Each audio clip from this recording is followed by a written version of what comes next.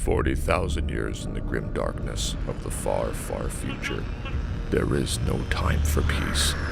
There is only unending war.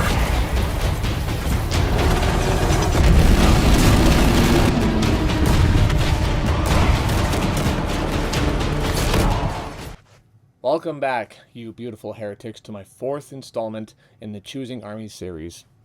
If you haven't yet, be sure to check out my previous videos, which I'll link in the description, as always.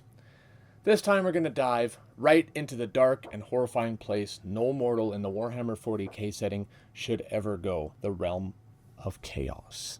The dark gods still feed on our transgressions. Corruption. Obsession. Deceit. Rage. As you know, or as I've mentioned in my previous video about the Space Marines, there exists a terrible dimension known as the Immaterium, or Imperium. Not to be confused with Imperium, or simply as the Warp is what it's called. This is a dimension that almost all Imperial citizens use to traverse the billions of miles of distance between worlds for trade or for military movement. In this dimension, the Warp, souls and raw emotion from the material world are manifested here. Time itself in this realm is relative. Since the beginning of all time, every thought, feeling, birth, and death that has ever transpired has been absorbed and into energy and has populated this dark and mysterious realm, manifesting malicious creatures of all kinds. These demonic entities, made of these souls and emotions, prowl the great ocean, always on the hunt for lost mortals or fresh souls so as to consume them and satiate their unending hunger. In order to travel great distances in significantly shorter periods of time, traders and military vessels alike will tear holes in the fabric of reality and open a pathway through the warp, with the help of psychically gifted navigators, and they'll plunge headfirst into the hellish dreamscape and traverse the roiling waves of chaos to quickly arrive at their destinations. Instead of a trip taking 300 years, now it might take only roughly 20 days or a couple months, depending on the tides of the warp, of course. In order to protect their ships and the multitudes of crew members aboard these vulnerable vessels, Geller fields are put into place. These shields provide, for the most part, protection against the demonic entities and empiric materia that are dying to make their way inside these floating all-you-can-eat buffets. To navigate this treacherous place, all ships use navigators, or someone with the gifts to see through the great oceans of these energetic planes. These navigators are mutant humans with psychic powers, their gifts allowing them to see the crossroads and hidden channels in which to get to their destinations. Without them, ships could, actually most definitely, will become lost for centuries before anyone even knows that they've gone missing. Centuries to us here in real space could be thousands of years in the warp. And not only are there specialized navigators, but there are also wardens or other security measures taken so as the corruption from outside the Geller fields don't seep their way into the fragile minds of the weak mortals on board. The Geller fields are like a band-aid on a deep, very deep cut. It might stop some of the bleeding, but it'll fall off eventually.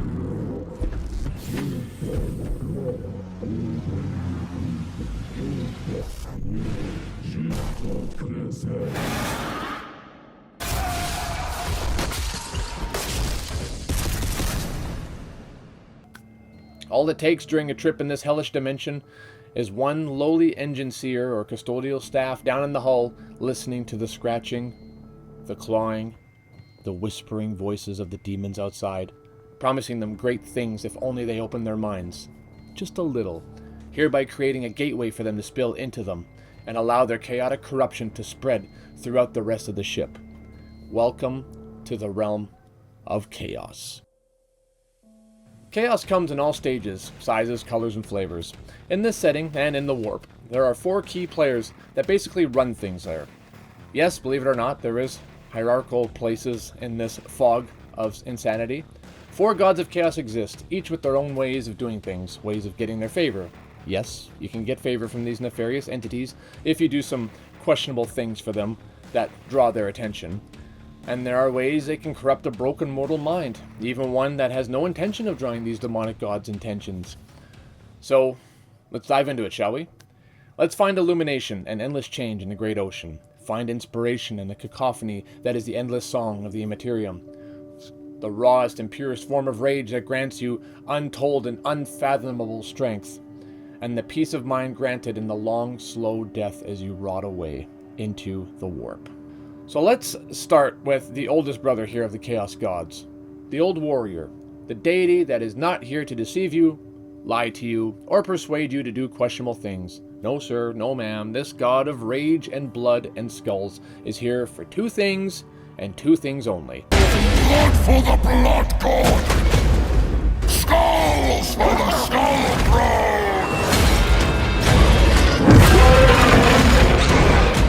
Blood and skulls. Atop his skull throne, Khorne. No, not that Khorne. Also, don't laugh. He'll kill you. Seriously. Khorne, god of rage and blood and skulls, sits atop his skull throne, watching in his great arena as countless aspiring champions battle endlessly for his favor, claiming skulls and draining blood. The more skulls you collect, the more blood you spill, the more gifts Khorne shall bestow upon you. Unlike his siblings, or cousins, I'm not sure if they're even related to be honest, he does not try to manipulate his followers. He just wants you to be the best, the strongest, the angriest. The angriest you can be so that you can get out there into the galaxy and bring him all the skulls and drain all the blood. Literally, that's about all there is to this one. He's very simple. He doesn't waste his precious skull-taking time for petty, long-range fighting. That's for cowards. For weaklings, he's all about getting into the enemy's face and bashing it into a pulp. If you're interested in having raw strength and blistering speed in which to do said butchery, then perhaps join the Church of Khorne and see how you can start your journey collecting skulls for the Skull Throne and spilling blood for the Blood God. This army comprises of the classical hellish-looking demons with the red skin, the horns, and fiery weaponry, bloodletters, bloodthirsters, bloodhounds, skull takers, and this thing. It actually shoots too. It's pretty nasty.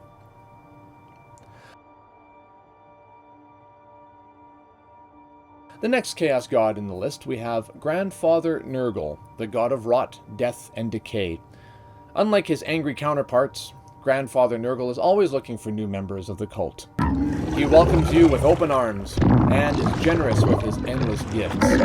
Don't mind the boils and the guts that'll start spilling from your skin. Just ignore it. Don't worry about it. Nurgle is the god that brings about plague and rot, finding beauty in the decay of all things. His vast gardens in the warp are filled with bubonic pustules and flowers made of toxic bulbs and lakes of poison where flies the size of dogs buzz around with rotten demons riding them. As awful as it sounds, you will never see a frown amongst Papa Nurgle's flock. In fact, you'll find the opposite. Imagine hordes of undead with the biggest smiles on their faces, shuffling toward you with open arms, begging you to take part in their rotting ascensions. This army is slow. So very slow. But they endure, and they will arrive at their objective through sheer numbness to pain. It's kind of hard to kill something that's already dead, isn't it? The armies of Nurgle comprise of massive bugs, slugs, and bloated monstrosities that vomit toxic bile on their enemies and bonk them with large dinner bells. They're the itching on your skin, the rotten feeling in your guts, the endless brain fog behind your swollen eyes. Just accept his gift, and your pain will be dissolved, and joy will be its replacement. Are you the kind of person who enjoys manipulating people? Making them do things they don't even know they're doing, or making them do things that they think was their idea the whole time? Maybe you like to know what people are going to do well ahead of time, before the thought even occurs to them. Do you wish you could grow an extra arm or head so you could achieve twice as much? Then boy, does the wise, ancient avian god of deception have a spot open for you. Tzeentch is the master of illusion, the bringer of change, and his thirst for knowledge and greatness has left entire worlds dead in his wake. Tzeentch is all about exploiting people's or creatures' minds, making terrible deals with them, deceiving in his conniving ways. He utilizes warp psychic energy to turn people into massive, writhing abominations so powerful that only counter-psychic attacks can stop. If you like deception, teleporting around the battlefield and unleashing brain-melting cataclysmic blizzards of rainbow-colored destruction on opponents, Tzeentch may have a spot for you, or maybe he made you think that's what you wanted in the first place.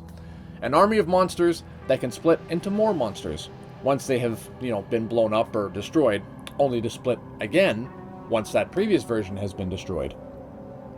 And brimming with endless warp psychic attacks, Tzeentch is one of the most powerful ranged armies in this category by far.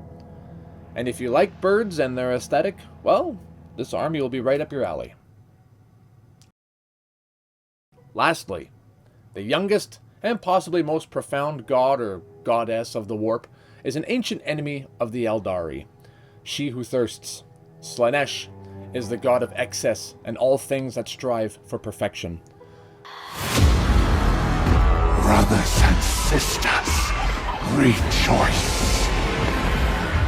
Pleasure beyond imagining awaits you.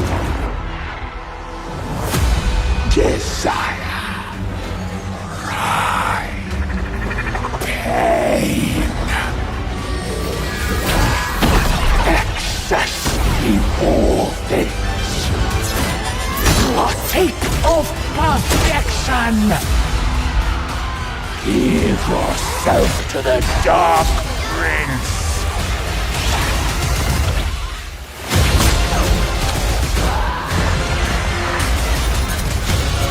Feast on the delights of this world!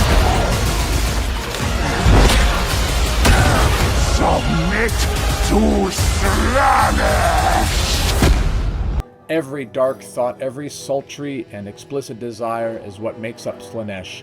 The desire to be the best at whatever cost, be it your own life, is what Slaanesh is all about. That in excess is literally everything. Pleasure, pain, all these diabolical things are what make up the dressings for this army. You can't be the best if you stick to just one gender either. You need to be both to ensure absolute perfection. The Keepers of Secrets and Demonettes represent the hybrid of male and female, utilizing the strengths of both to become one flawlessly, breathtakingly devastating warrior that can ballet their way into the center of a battle and flawlessly butcher everyone and everything around them with perfection. If they can't win the fight, then they will surely use other means to distract you or even seduce you to join their side. If you thought the followers of Khorne were fast, well, these guys can dance circles around them. Mind you, they can't really take a hit too well, but boy, do they know where and how to hit. They are perfectionists, after all.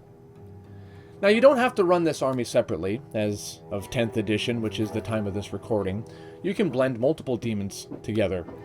You can have the range superiority of Tzeentch, laying down a dazzling display of rainbow death on the enemy, while your unkillable Nurgle demons slip and shuffle their way up the field, and Khorne can just do their angry Khorne things in the back line, or you can go with just one type. The possibilities are endless. And there is one more big player in the demons if you do decide you want to blend your army. And that is the Chaos Undivided Champion, Be'lakor, the Dark Master himself, who has bestowed gifts from all 4 Chaos Gods, making him the Ultra Demon Prince. He's trying to become a 5th Chaos God, I'm pretty sure. He is one of the most powerful single character models you can field. By the way, he's a literal beast. Look at this guy. However, as a unified army, they all benefit from the Shadow of Chaos. They all can use the warp to teleport in and out of reality and deliver surprise attacks from every angle. And the more of the field you control, the stronger your Shadow of Chaos becomes, allowing you to deep strike your demons even closer to the enemy. I personally love demons, and I run Slaanesh. They're so much fun. In the next video, and the final video at that for this running series of Starting Armies videos, I'll introduce you to some of the Emperor's sons we haven't seen yet, for reasons that should be pretty obvious.